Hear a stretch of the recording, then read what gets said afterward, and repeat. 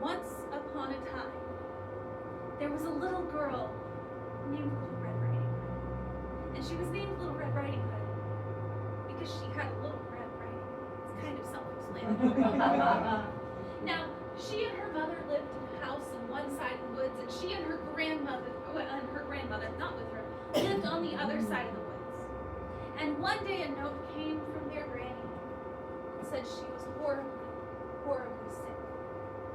So Red's mother put together a little care pack for her with bread and cookies and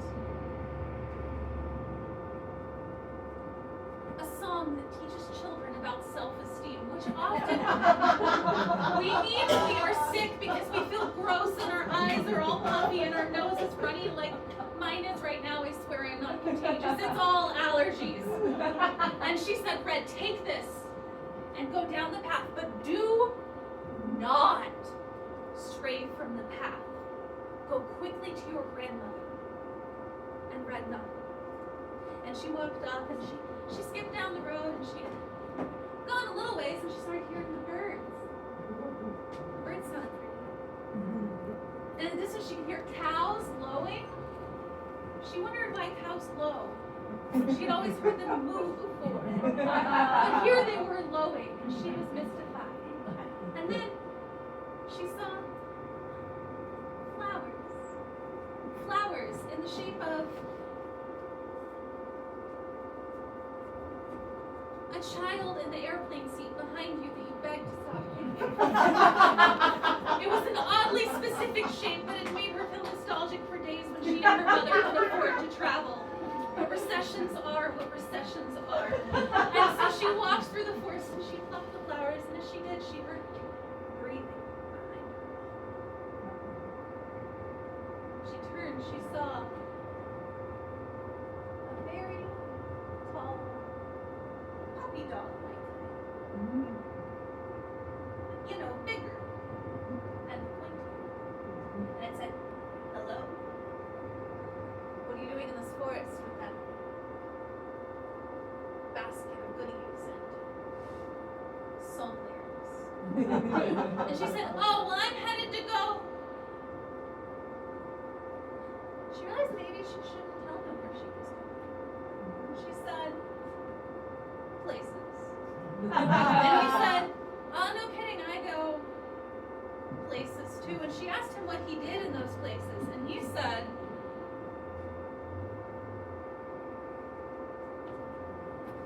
I explained how sewer systems work. She was enamored because she had always wondered how sewer systems work. So she said, please, please, please, can you teach me? And she sat down on his feet, and for a straight hour he explained plumbing and physics and how it's important to have that little bump at the back of your toilet so the smells don't come back up and so you don't release toxic gases. And she was very impressed. And she let her guard down. At the end of all of it, she said, well, I have to go off to Granny's now. Goodbye. And he said, wait. You're going to Granny's, the Granny at the end of the forest? And she said, yeah. He said, well, I know a shortcut. Follow the flowers and you will get there quickly. And she said, thank you, and she ran on. Now he knew that he had sent her on the wrong path, and he went straightway to Granny. And he knocked on the door. And she said, I don't want to buy any.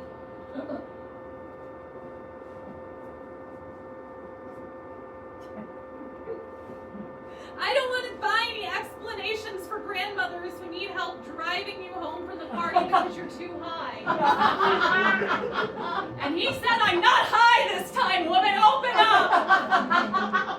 And so she invited him in like an old friend. But there was something in his eyes she had not seen before, and she said, Wolfie, Wolfie. Stop, we haven't dated in 30 years. He said, no. No, I'm hungry in a different way, woman. He unhinged his jaw, and he slid her inside of his throat. And then he waited for Red. Now he waited. And he waited, and he realized he had sent her on too far of a journey. It was taking her too long to get there, so boredom, he started looking through Granny's closet. And And in the closet he found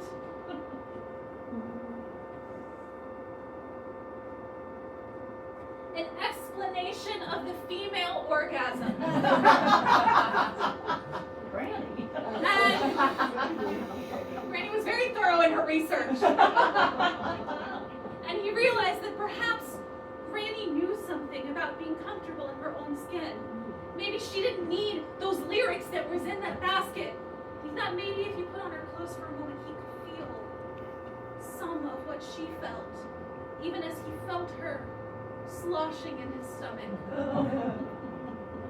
And he slipped on her bathrobe, he slipped on her bonnet, and he realized that while it was not the right fit for him, he was still very much a male wolf, he did feel very comfy. And he laid down to take a nap. And no sooner had he laid down to take a nap than he heard, "Randy, open up!" He wanted that nap. But he said, "Come in." And she said, "Wow, your voice is real bad. Are you really that sick?" And he said, "Yes. Just come on in, the door's open." And so she walked in. And when she looked at him, she said, oh my Granny, what big..."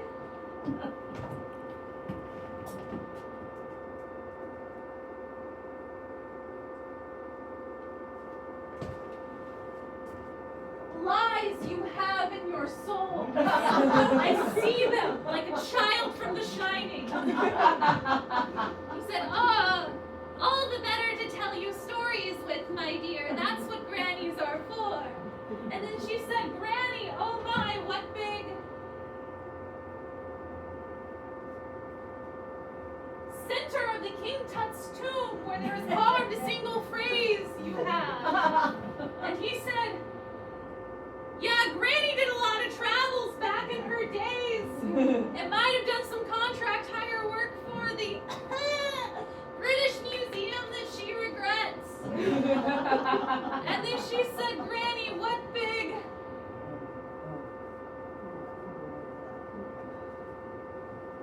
"newly landed aliens to Earth you have." And he said, "Yes. It is my favorite book, and it has left me the instructions I need to eat you, my dear." And she screamed. But it turns out all of that walking through the flower fields had built up her quad muscles to be quite beefy. And when she screamed and she ran like the wind, and she ran a great ways until she came to someone who